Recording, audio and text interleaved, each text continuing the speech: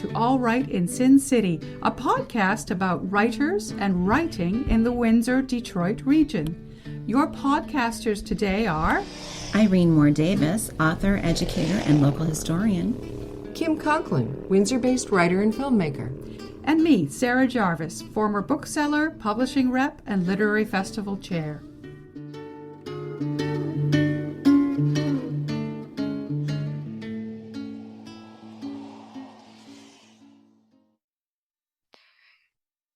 Our featured guest today is Marty Gervais. Marty Gervais is perhaps the most well-known figure in the Windsor writing community. He is an award-winning Canadian journalist, poet, playwright, historian, photographer, and editor. He won Toronto's Harbourfront Festival Prize for his contributions to Canadian letters and to emerging writers, and he was awarded the Milton Acorn People's Poetry Award. He was also awarded the City of Windsor's Mayor's Award for Literature, and he is Windsor's Poet Laureate Emeritus. He received an honorary Doctor of Laws from Assumption University in 2010. Gervais has written more than a dozen books of poetry, 2 plays, and a novel. His most successful work, The Rumrunners, is a book about the Prohibition period and was a Canadian bestseller in 1980 and was number 10 on the Globe and Mail's nonfiction bestsellers list. His most recent book is the poetry collection The Sky Above. It's an engaging book that follows his long and colorful career of spinning stories. We recorded the launch of The Sky Above to share with you. It was held at Biblioasis and hosted by Andre Narbonne and Kaylee Chapman. Following are excerpts from the launch.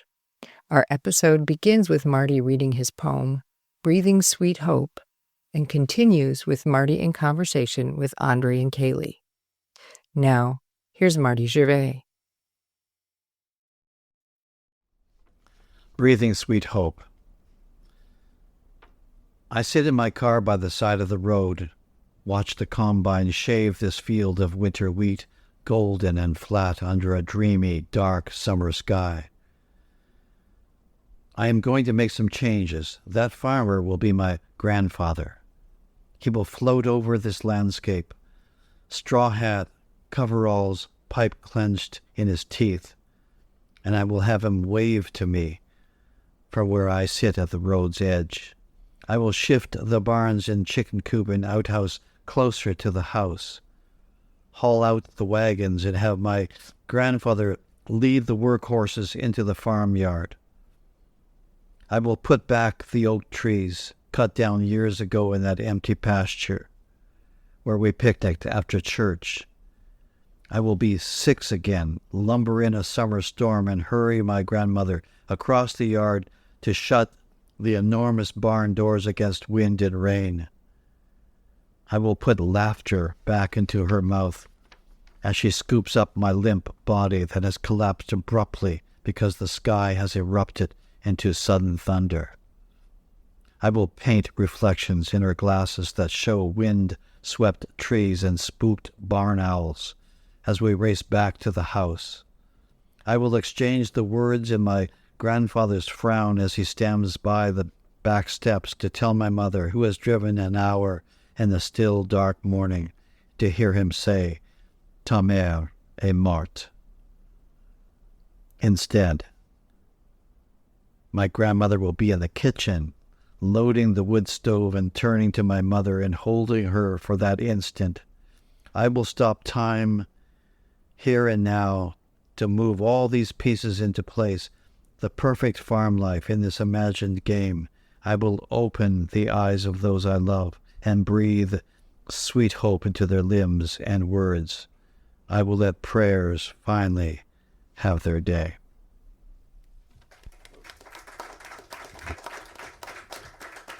Well, it's a very close to start. 60 poems covering 52 years. Why did we start here? I think it's one of the most important poems I've ever written, actually. It sort of sets into motion what I do with a poem or when I take a photograph, or when I do anything artistic. I think an artist has all the elements and they're moving the furniture around until they find something that actually works. And I think moving it around gives you a better vision. It's all about imagining, the things not as they are, but as you would like them to be. And that's what happens in the poem. And also, when my mother told me that story when I was so very young, and I remember the words in French, "ta mère est morte." I remember how I reacted to it, and I kept repeating it to myself over and over again.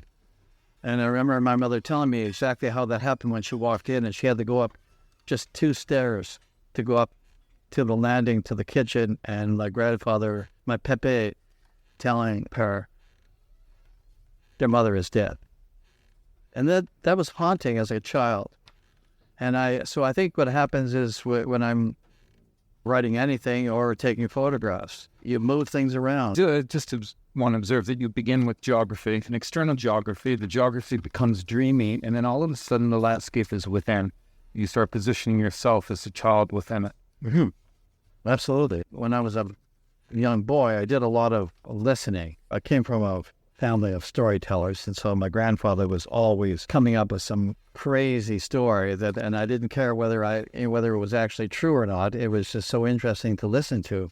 And then my mother as well, telling stories about growing up in a farm. What a crazy thing to do. You haunt a little kid who's like 6 years old, and you're telling this kid about my German grandmother, and saying how she came back from the dead in the form of a poltergeist, with the cupboard doors slapping and teacups flying around. Picturing your house? Yeah, I have this picture. It's this huge picture. It was in the original frames. Both my great-grandfather and my great-grandmother, they took those pictures and they put them in the attic in the farmhouse, and they were gone. So I rescued them and I put them up in my house. And my mother had not seen these since she was a little girl. And she walked into my house and she just froze. And she was shaking when she saw the picture of the German grandmother, because she was the one that came back in the form of a poltergeist. And I don't know, who knows whether any of this happens, but that picture fell from the hook on the wall, landed on the floor, and then my wife decided to move the picture and turn it to face the wall. And it was a beautiful sunny day. She turned the picture, put it against the wall, and suddenly the clouds start coming in, black clouds everywhere on a beautiful, open, sunny day, and start to rain. So my daughter said, maybe we should turn the picture around. So I turned it around, and everything cleared up. Honest to God, true story. I'm not being like my grandfather, hanging it up. Part of it, what I've just told you, is true. That's the thing about you. I never know if the story you're telling is real or if you've played. Just go with it. Yeah. It's go with it, because if you hear the story many times, it's always the same. Yeah. Yeah. Oh, yeah. Thank you. Speaking of which, I heard that story when I had the pleasure of we having tea at your place. And you told me the story about, it gave me shivers. She's kind of a severe-looking woman, isn't she? Serious, for sure. Yeah. Severe is it. But your walls, they're covered. I don't think there is any piece of his wall that doesn't have a photograph or piece of art on it. That's true. You really pay attention to space. And I think that's something that you also explore in this collection, is space and time and moving through childhood and photography. And I'm curious, why is photography so important to you? Why have you covered all of your walls in it and captured all these moments? I have a great love for images, and when I was a young kid, my dad used to have coming to the house the Toronto Telegram, the Toronto Globe and Mail, the Toronto Star, the Aurelia Packet Times, all these newspapers, and I used to cut pictures out all the time and put them in scrapbooks, with no particular theme. But I always loved looking at pictures, and whenever I write, I think visually. I try to paint a picture. And sometimes I'll put up a photograph that I've taken, and I won't frame it. I'll just put it up against the mantle. And I do that purposely to see whether I'm still interested in looking at it a week later, 2 weeks later, or several months later. And when I look at a picture, I imagine a story unfolding before me. Mm. And I think that's, in some ways, what brought me to writing in the first place. So would you say the photograph comes first? Or the writing does? The visual comes first, yeah, absolutely. I go to Tim Hortons at 4:30 in the morning. And when I go there, I stand outside and I look through the windows to see who's there. And I'm visually snapping a photograph. Sometimes I've actually taken photographs. I like looking at, standing outside and looking through those windows. And sometimes looking through those windows is foggy. And so it becomes an abstract picture that I'm looking at. And then I can make up whatever story I want. Well, there's a poem called Shooting Dogs. This goes back to when I was working for the Chatham Daily News. And I was working out in the county, and my neighbors wanted me to come along on a little trip around the neighborhood to shoot coyotes. I didn't want to shoot them, but I jumped in the pickup truck and I got with them. I did that partly because I was interested in seeing what they were going to do, and also I was doing it as an assignment and writing, for the paper about it and taking pictures. I never could shoot the coyotes, though I joined my neighbors who trekked and hunted them down through windswept winter fields of Essex County. I rode with those farmers in the cab of bumpy, smoky pickups, windows wide open, rifles tucked beside, and the trucks racing along concession roads as we drove, herding those coyotes across stubbled fields. I watched these hunters pile out of their trucks to file alongside the road, lined up like soldiers.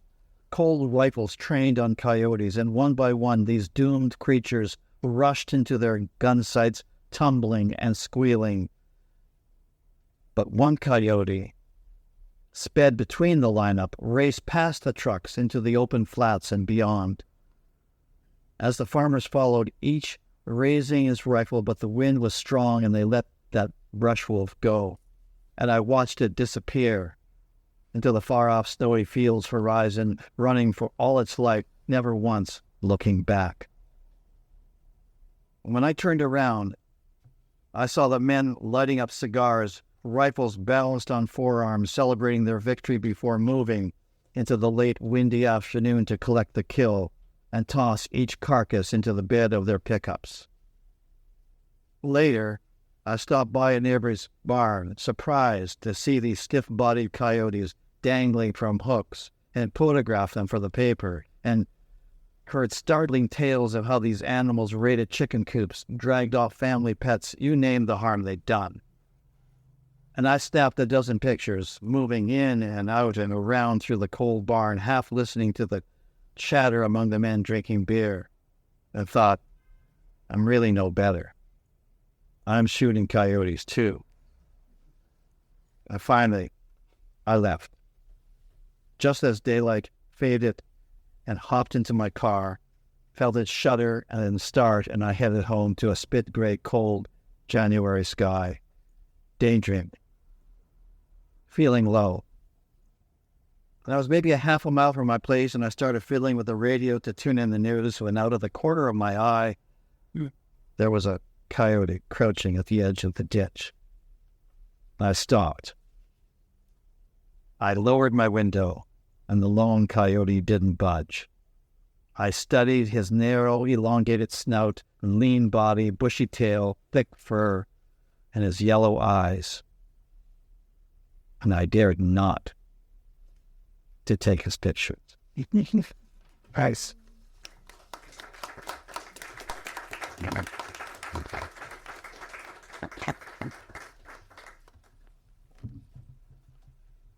Thank you. Because that's a true story. You can actually, remembering now, I said the Chatham Daily News, but it was actually the Windsor Star. I just made the transition from one paper to the other. So there are pictures. If you go back in the archive, you'll be able to find that. When you're writing a news story, it has to be bereft of any feelings. And it was obvious I took pictures because there were the pictures like coyotes.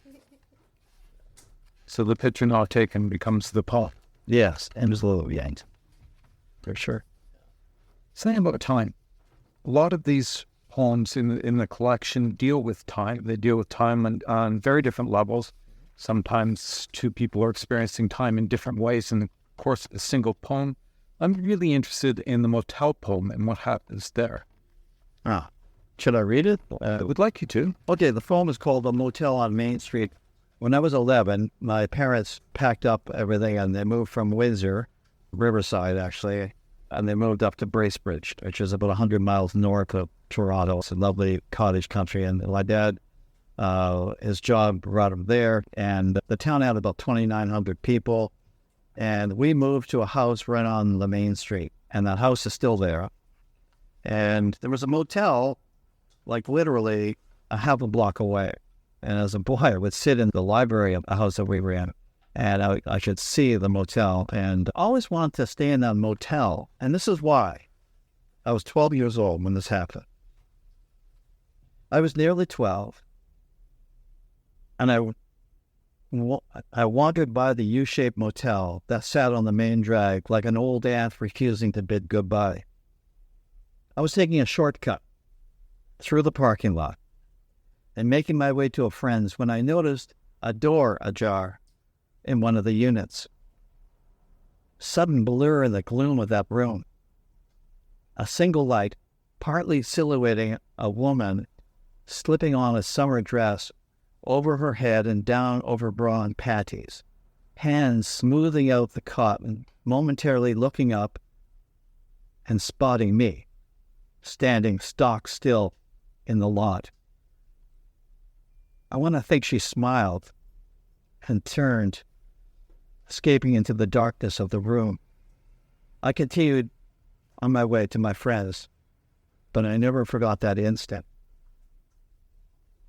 Tonight, now 73 years old, I shuffle into the cramped motel office, and I check in, and I ask for room 106. And the hotel keeper hands me the key. I sit on the edge of the bed, coat and hat still on, slumped before a mirror. Why am I here? Maybe it's to gather that moment into a bouquet of darkness, of light, of beauty, something fraught and forsaken, and suddenly she is there. Or is that simply a mere gesture of trailing light from a passing car? Yet she is here, sitting beside me, leaning over to slip on her shoes, saying goodbye. Summer is long past, and all of her now in a silhouette, brightening into a whisper of light.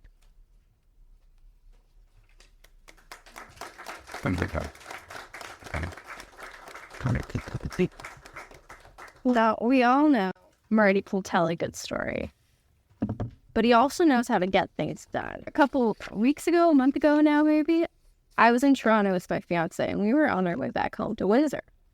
And my fiance has this thing where he thinks he sees everybody he knows, and he goes, "Is that Marty?" And I turn, and there's Marty at the Via Rail and taking the same train back to Windsor. We're not sitting in the same place, obviously. So we say goodbye, whatever. We sit down in our different cars. And then I open my phone, I've missed 3 calls from Marty. And then suddenly he's right there. He's like, I've got us a seat. I went, what? So we go 2 cars down, and this guy has managed to finagle a 4-seater, which they don't give out like that, for us all to sit together. But I never doubt when Marty wants something, he's gonna get it done. And I think you share that through your stories as well. Mm-hmm. These, like the one that you just read, when you wanted something, you found a way to make it happen. As I say, I always wanted to go there. And what happened in this case, I was on my way to do a reading in Barrie, Ontario, and I did the reading. It was an afternoon reading, and I decided to just drive up to Bracebridge. I didn't have anything booked, and I thought, well, why not stay in this motel? And I did bring back my wife to that motel about several months later, and she was very impressed. So how old were you when you left Bracebridge? Because so many of these poems take place there. I left Bracebridge right out of high school, actually, so I just was 18 years old. And yet these poems are filled with that experience. The child is never far from these poems. Yeah. So then your friend John B. Lee, when I read his poems, I think, okay, I'm in the country. Even if it's in the city, the country's there. And with your poems, I think the child is here. The child is present in his poems. Absolutely. It was a different experience living there. In Windsor, I was going to a Catholic school, which was basically across the street. I was involved in the church there as well as an altar boy. In Bracebridge, there was much more of a situation where we could run all over town. Like the whole town was like very compact. Whereas in Riverside, if you wanted to go to a movie, well, the Center Theater was there, but mostly you'd have to go downtown. And so, by the age of 11, I didn't really venture beyond my neighborhood, but in Bracebridge, I could go all over the place. What's the population when you're growing? At that time, it was 2,900. Okay. And we moved to a house, which was one of the biggest houses in the town. And that was different for us because I lived in a cramped little house on Prado in Windsor. Everything was different. But going to Bracebridge, I had my own room. I had an attic, actually. And from that attic, I could see all the way down the street, and I could see what everyone was doing. And I got into a lot of trouble because I started asking my father all kinds of questions about people in the town. And like, for example, the woman next door, a man and a woman lived next door. The man would leave the house every morning to go to work at 9:15. And at 9:30, Mr. Thomas, the optometrist, would arrive, and he stayed for about 45 minutes. So I said to my father, I said, is Mrs. So-and-so, does she have really bad eyes? And because, he's over there a lot. And he told me, he said, mind your own business. But I was always asking questions and getting into trouble. I was always curious. And Bracebridge really brought out a lot of that in me. Yeah. So, yeah. I could read another poem from Bracebridge if you want. Yeah, please. This poem is called The Hockey Equipment. The one thing in Windsor, I never played hockey except road hockey and table hockey. Never was on skates. So I went to Bracebridge, and my new friends, was trying to impress them with things. So they said to me, well, do you play hockey? And I said, yeah, of course. Yeah. First play hockey. Well, how many goals did you score last year? 90. 90 goals? God. So anyway, the word got around. Everyone knew that the Gervais kid scored 90 goals last year. I wasn't even on a hockey team. I was counting table hockey. So when it came time to try out for the travel team, I showed up with equipment, and the coach said, you don't need to try out. 90 goals? You're on the team. You're on the first line. I'd never been on skates. So I showed up at the first practice. I fell flat on my ass, and I was the laughing stock of the town. Everybody knew that story, 90 goals. So this is about the equipment that I actually wore. I sat near the back step of the apartment just above the bank, and I tried on the equipment. Shin pads, shoulder pads, elbow pads. The bank manager's wife stood there watching me and said I could have them. They had been her son's, and she was just going to throw them out if I didn't take them.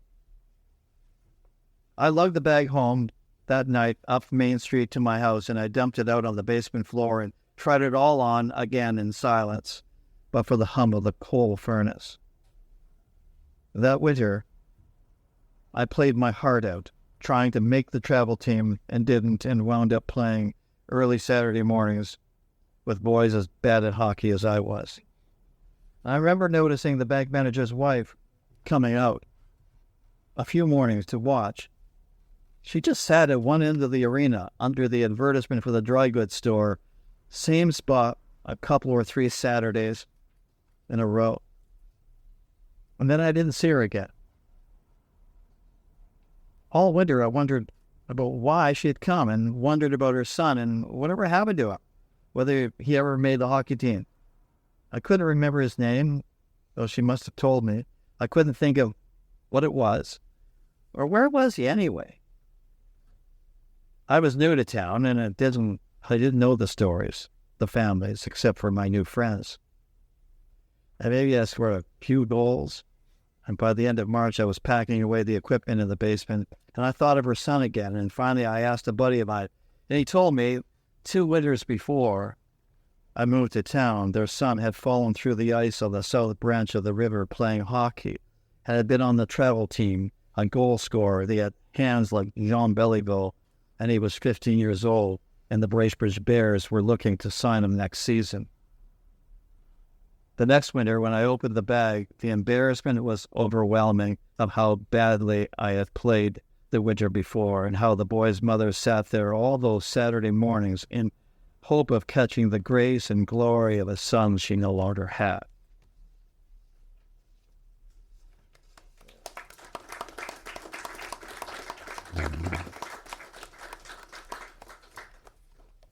This poem is really about falling short of expectations when all you're doing is playing a game that you love and everyone's expecting you to be better and to do better. I did finally learn to skate.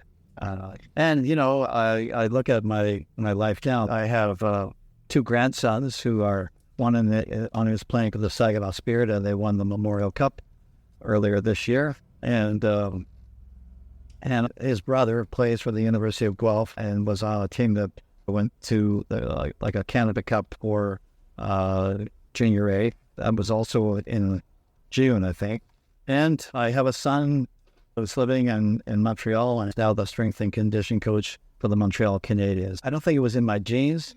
I think it was in my wife's side of the family. And her father was in the aerial acts in the circus, and he was very athletic. So there you go. Cool. This is one of your poems where 2 people are in the same place having vastly different experiences. This is one of the things that seems to happen in your poetry. Yeah. The mother, the grieving mother. Yeah, well, absolutely. Sure. And then you with your intense experience, the moment. And this is one of the marks of your poetry, I think, is that the reality is multiple in the poems. Yeah, I think that was because I pick up on the sensitivities of it. When I was a kid, I don't think I realized right away.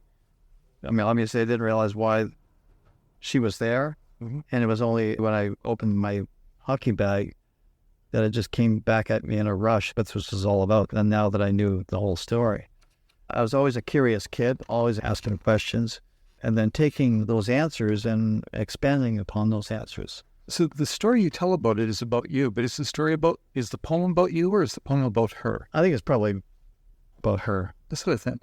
I think it's a sad poem. Yeah, it is. It is a sad poem, and I've never actually read that publicly until today. So there was a great silence after you finished. Yeah. We all weren't sure if to clap because I think we all felt that same tension of the ending of that story. I think partly because I was living in this town, as I say, everyone knew everybody else, and you kind of knew their backstories, and it was more intimate. As I was growing up, hearing their stories from my friends or hearing it from them directly, I used to go and talk to a war veteran from Denmark, and I used to go and sit in the afternoons and just listen to him and talk with him, and he'd tell me all these war stories, and I was just so interested in it. And if I wasn't doing that, I was actually doing a lot of reading. I remember my mother scolding me, lying on the back porch reading a book, and she's telling me, "Put that book down. This is not good for you. You know, get outside in the sunshine." And I said, "Well, there's sunshine coming through the windows, and I can do both. And I don't need to go outside." I mean, now, of course, you have kids, you hope they're going to read, other than a phone. Yeah. You know, so, yeah. Well, moving from childhood into your teenage years, you have a poem in your collection called Summer in Detroit. I'd love to hear a little bit of that backstory. In my basement, I have an old Detroit Olympia chair. That seat was actually in the old Windsor Arena because they bought a lot of the seats from the Olympia. The poem is really about the chair, and I'll just read the poem and you can see. Summer in Detroit. A flimsy wooden seat from Detroit's old Olympia, bought for $25, is the closest thing I have to the Beatles. It once played in that arena in 1964 and again in 1966. And I think of my friend who remembered it was nearly midnight when the Beatles' Greyhound bus pulled away from the Olympia, and he could hear Fab Four singing Long Tall Sally as teenage girls rushed into the street to trail after the bus. Cleveland bound. It was an all-nighter. And someone said they heard their laughter, saw them wave from the open windows a humid August night, swear they tossed their cufflinks to frantic, stretched-out hands. My 18-year-old high school buddy had skipped class that day to hang out at the Whittier Hotel downtown, and he dialed all day long a radio station so he could win 1 square inch of the sheets Lennon slept on. I don't know if any of it is true. I don't care. The broken-down seat from the Olympia rests in a corner of my basement, and I'm struggling to find some kind of metaphor for how I should feel, some lyric moment for this brush with greatness as I sit down on that wooden chair, the hum of the furnace and the silence of a summer afternoon. But this is nothing to compare with the postage stamp-sized remnant from John Lennon's bed that sits in a dresser drawer in an envelope from the radio station. I swear I could hear someone sleeping.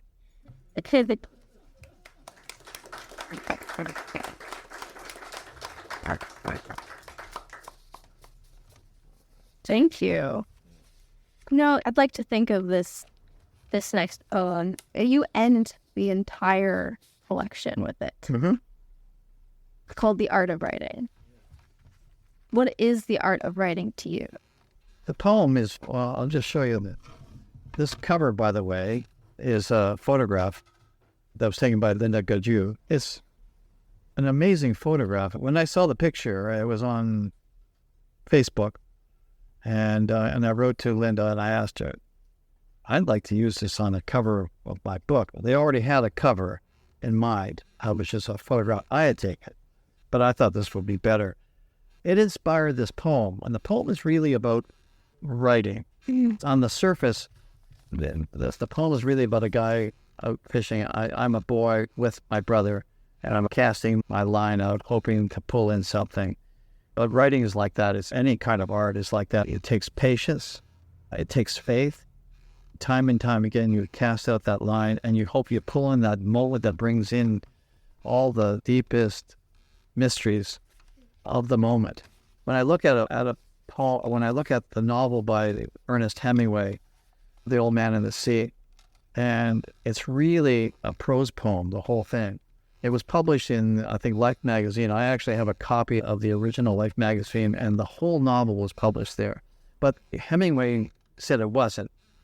But when you read it, it's like a metaphor for finding the right line, the right words to say, to convey something. And to me, this is what the poem is about. I can read the poem.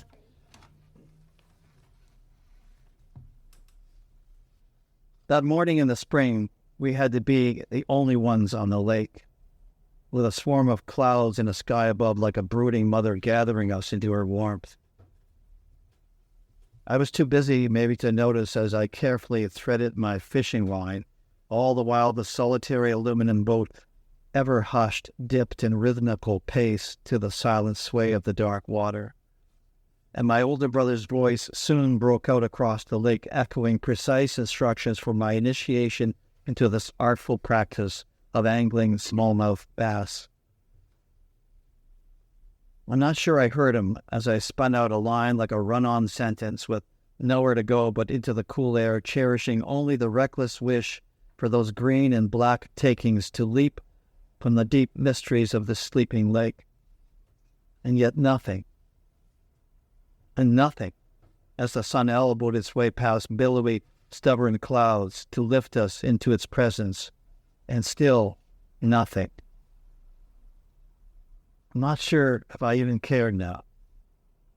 My thoughts gradually lured away by the smooth and mirrored lake with its gallery of stately trees and clouds, when suddenly the line twitched and stiffened and pulled and tugged again, and I began to reel furiously, all certainty fixed in that instant, and there it was, the glory of a pumpkin seed sunfish hurling itself into the cool air, its oily, wavy blue-green stripes catching the first light of day with unexpected splendor and luck and innocence.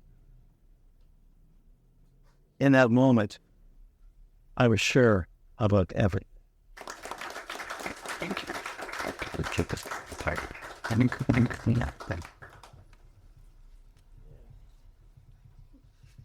This is something I learned from Morley Callahan when he was the writer-in-residence in 1971 at the University of Windsor. And what I learned from him was, like, you'll notice the endings have a little bit of a surprise. And that's something that he encouraged me to do with the writing. It's almost in a certain kind of way a journalistic thing as well. So you have a good beginning, setting the tone, but to leave the reader with a little bit of a surprise at the end. That's something I learned in 1971, and I learned it because I was writing some poems about the farm back then, and that's what really, really attracted Callahan to my work. A really good friend of his was Raymond Kneister, and Raymond Kneister was an up-and-coming poet in the 1920s and 1930s, publishing in Paris and all over the world. And he wrote about the farm. And so Callahan told me about him and said, you should read his work. Yours is very much like that. But that's one of the things I reflect on. Ironically, now, all these years later, I'm the writer-in-residence at the University of Windsor for this month. So I'm sitting in the same spot in some ways where I was all those years ago. And it was just ironic. Thank you all for coming to our reading interview celebration of this book and the work of Marty Gervais. I hope you will stay to buy copies maybe and talk to Marty. And as Marty wrote in my book, now open your eyes to the sky above. Open. Thank you, Collie. Thank you, Andrea. Yeah. thank you, Marty. Indeed. Thank you all for coming.